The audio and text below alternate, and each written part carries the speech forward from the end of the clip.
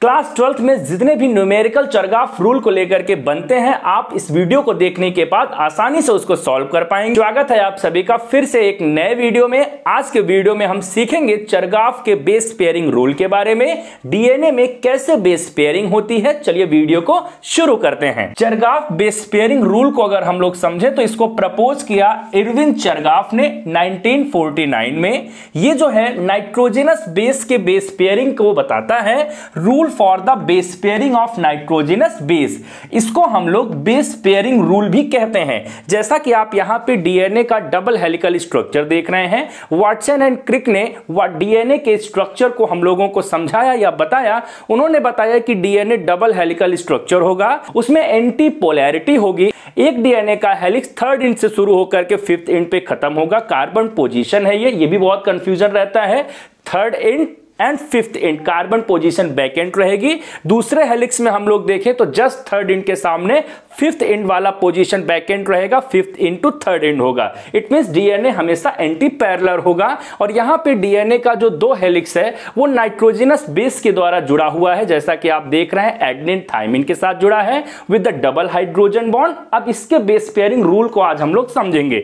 तो यहां पे हम लोग समझे बेस पेयरिंग रूल को, तो एडेनिन हमेशा पेयरिंग करेगा थाइमिन के साथ with double hydrogen bond, and thymine pairing करेगा एडेनिन के साथ with double hydrogen bond. It means vice versa ये है। ग्वानोसिन पेयरिंग करेगा साइटोसिन के साथ ट्रिपल हाइड्रोजन बॉन्ड के साथ, और साइटोसिन पेयरिंग करेगा ग्वानोसिन के साथ, ये भी वाइस वर्सा है। अब यहां पे बेस पेयरिंग रूल में जो नाइट्रोजनस बेस है वो दो तरीके के होते हैं, प्यूरिन्स एंड पिरामिडिन्स। और रूल ने चरगाफ ने बताया कि प्यूरिन्स हमेशा पेयरिंग करेंगे पिरामिडिन्स के साथ। यहां पे एडेनिन एंड ग्वानिन प्यूरिन्स हैं और वहीं पे साइटोसिन एंड थाइमिन क्या है, पिरामिडिन्स हैं। इट मींस हमेशा ये जो पेयरिंग होगी वो purine and pyrimidine nitrogenous base की होगी। यहां पे डीएनए में दो ही तरीके के नाइट्रोजनस बेस ही होते हैं, प्यूरिन्स एंड पिरामिडिन्स। यहां पे adenine plus thymine upon guanosine plus cytosine is equal to 1। It means adenine plus thymine and guanosine plus cytosine के साथ क्या रहेगा, कांस्टेंट रहेगा।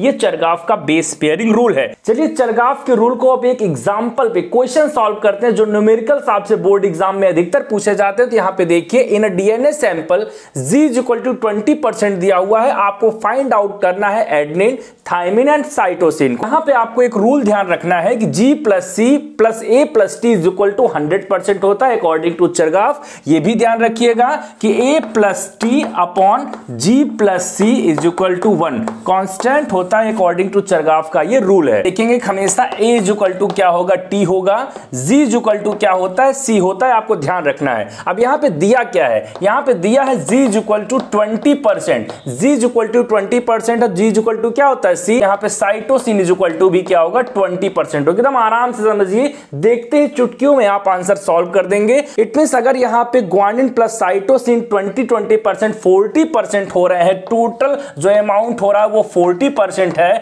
तो 100% सोल्यूशन में से अगर हम लोग 40% को माइनस करेंगे तो बचेगा कितना, यहां पे 60% बचेगा। आपको ये ध्यान रखना है। ऐसे ही आपको देखते ही सॉल्व कर लेना है, लेकिन फिलहाल आपको बोर्ड एग्जाम में लिखना है, तो आप देखिए कैसे इसको सॉल्व करेंगे। यहां पे 40% G प्लस C है, तो बचा कितना है, 60%। It means A plus T कितना होगा, 60%। और दोनों इक्वल होते हैं तो हाफ कर देंगे अगर हम लोग, तो A इज इक्वल टू भी निकल आएगा कितना, 30%। एंड यहां पे T इज इक्वल टू भी निकल आएगा कितना, 30%। इसको सॉल्व करिए। अब यहां पे इस इक्वेशन में आपको ये वैल्यू पुट कर देनी है। G इज इक्वल टू कितना है, 20%, C इज इक्वल टू कितना है, 20 है, A इज इक्वल टू नहीं पता है, plus T is equal to नहीं पता, इज इक्वल टू कितना होगा, 100% होगा। अब यहां पे इसको प्लस करेंगे तो 40 plus A plus T is equal to कितना होगा, 100। अगर हम लोग यहाँ पे A प्लस T को x मान ले, चूंकि दोनों की वैल्यू क्या होती है, इक्वल होती है, तो यहाँ पे 40 प्लस 2x हो जाएगा।